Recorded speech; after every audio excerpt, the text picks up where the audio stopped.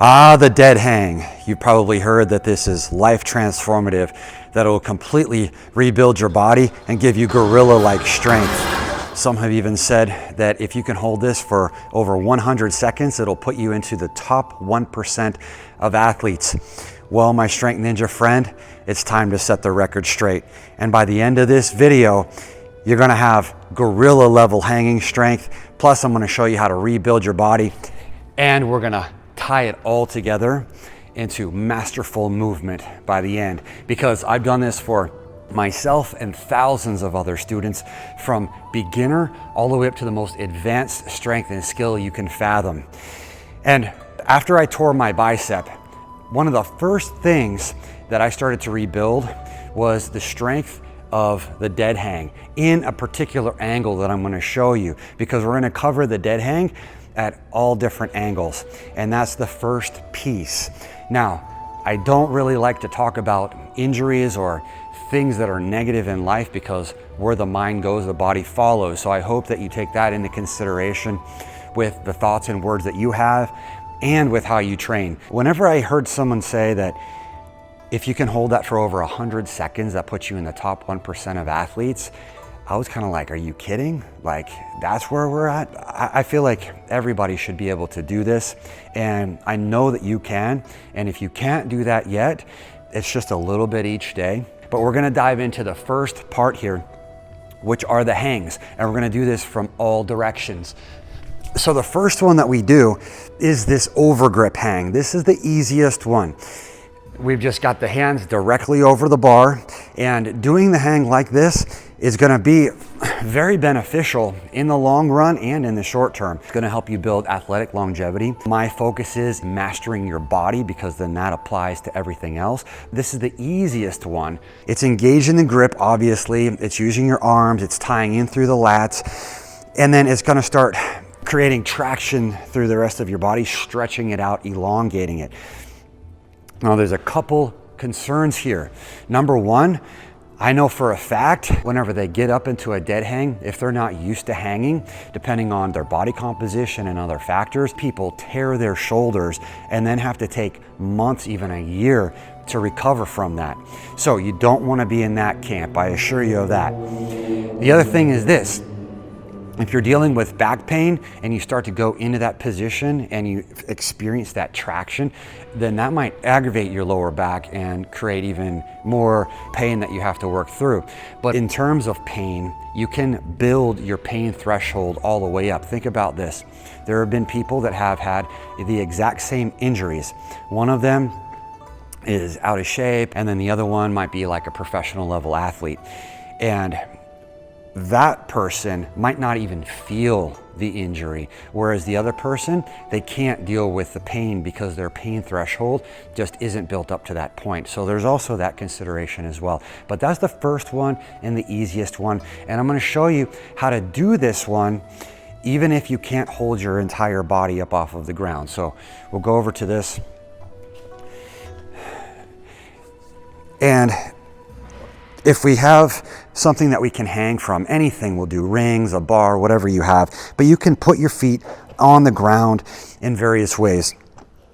I like to teach people to put the tops of their feet on the ground, because whenever you put the bottoms of the feet, it immediately takes away a lot of the pressure from the hang. But you might be very well right here, just working on that and just building the first level of shoulder mobility to be able to hang in that position. The lats might be tight. You might immediately feel that stretch through the lats.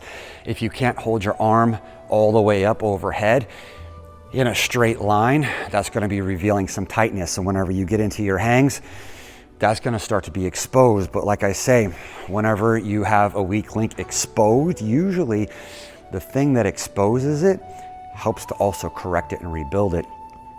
Now, as far as the injury goes, the one that I mentioned at the beginning of the video, I was doing giant swings over the bar. This is really the only injury that I had from all of my training, but I was in a different grip, and this exposed extreme tightness. I didn't really need to be doing this move, but I have built all the way back up since that injury to one-arm pull-ups and even giants over the high bar and everything else. But this is also the one thing that I worked diligently to get back. So this is an undergrip hang in this direction. And once again, this is a little bit more advanced than the overgrip hang, but you're gonna notice the tightness immediately. You're gonna feel it. The first thing you're gonna probably feel is through your grip as you turn. A lot of people probably have extremely tight biceps. Here's a quick test for this. Whenever you're sitting down on the ground and you have your hands back here for support, how far back can you get your arms? Okay. Most people have arms that can go to about this angle. That would be considered average. Unfortunately, what is considered average nowadays is actually smack dab at an injury zone. And this can kind of be generalized to a lot of aspects of life. But we want to be able to stretch this all the way out and get as low as possible and have a significant range of motion. If you've got shoulder pain, elbow pain, more than likely, all of this connective tissue and fascia is extremely tight.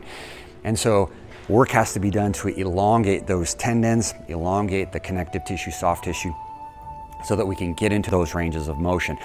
But that is a really good grip to practice, and it does apply to all areas of life. We're gonna be in those kind of positions, lifting things off the ground, furniture, picking things up at different angles. And so whenever we get into athletics, we wanna have a massive amount of strength and mobility and flexibility that provides the buffer for all of the activities and adventures as well as daily life, because there's impacts through all of it.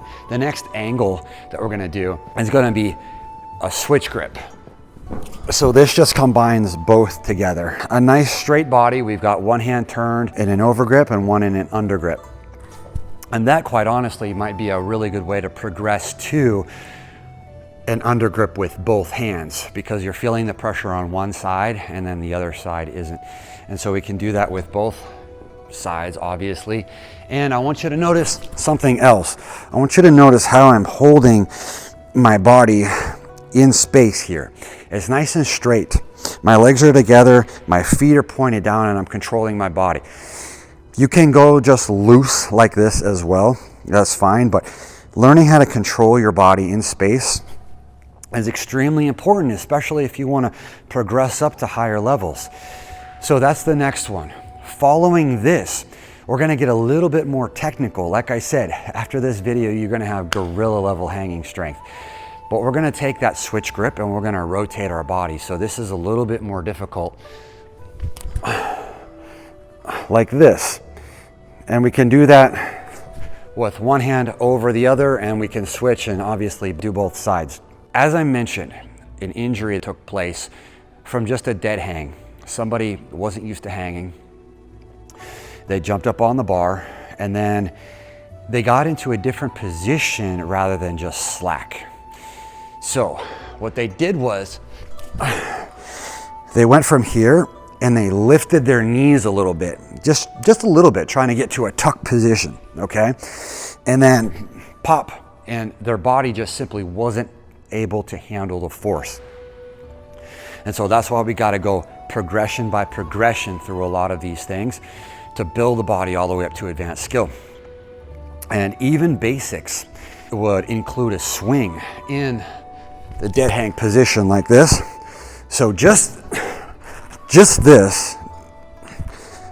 that at the bottom of the swing is generating 2 to 3 times body weight of force on the shoulders. So that's another reason why I advocate for body weight training and mastering that first, because you're dealing with forces and your body is building in such a way that it can really handle a lot of other things. And then you need the recovery time for that kind of training. Okay, so as we step our way up through, the next aspect of this is getting into those different shapes. And so one of the easiest ways to start kind of exploring that is to take our body into an inverted position.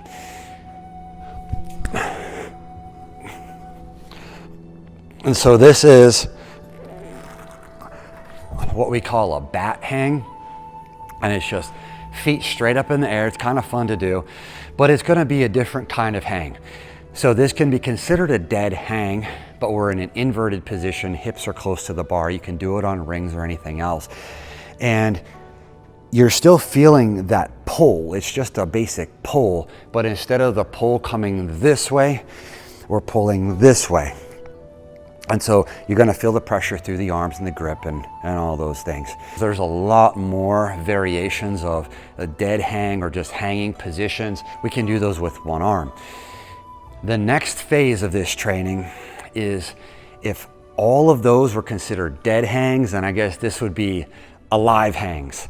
And so I'll show you this first one, okay? The first one is going to be, this one will be the easiest version, and it will be not in an overgrip. That was the easiest for the dead hang, but the easiest for this one will actually be in an undergrip position for most people, probably about 95% of the people out there.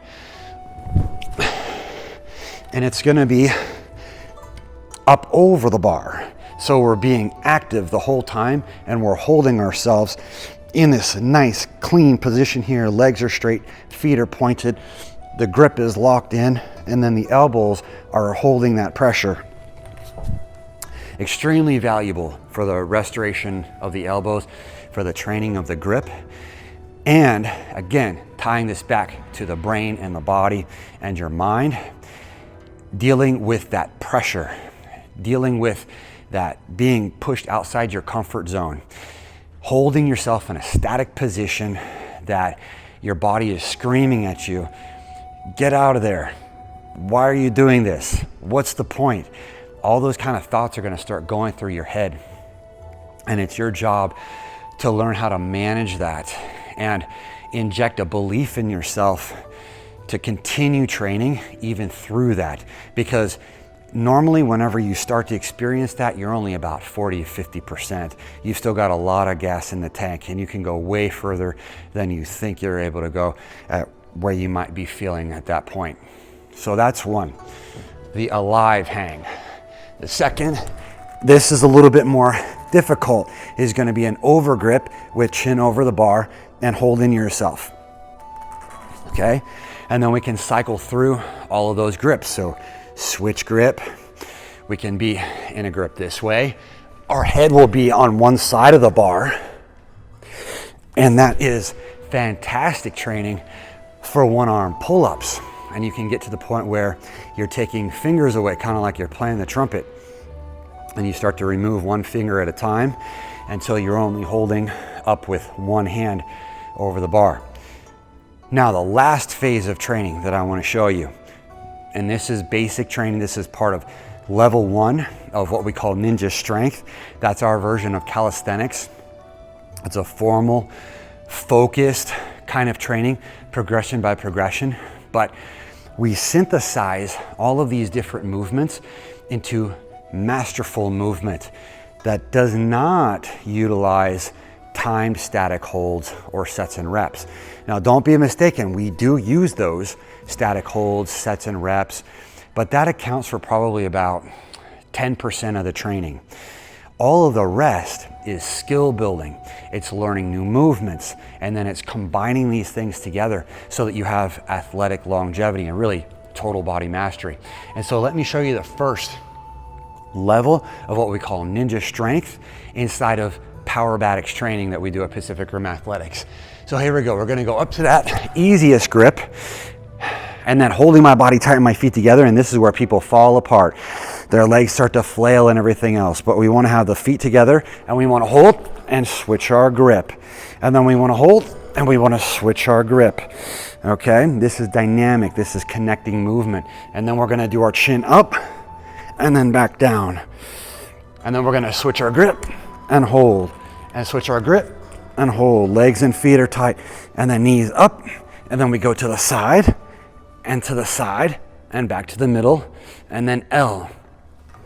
And that's as much of that as I'm going to show you today, because that's all we need to cover. We're dealing and focusing with the dead hang.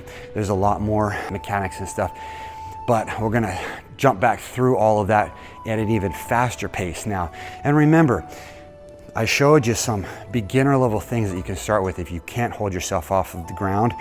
And then, like I said, this is level 1 of training, being able to dynamically move through the different positions with good control of the body and have it become masterful movement. And just imagine what level 2, 3, all the way up to level 10 looks like.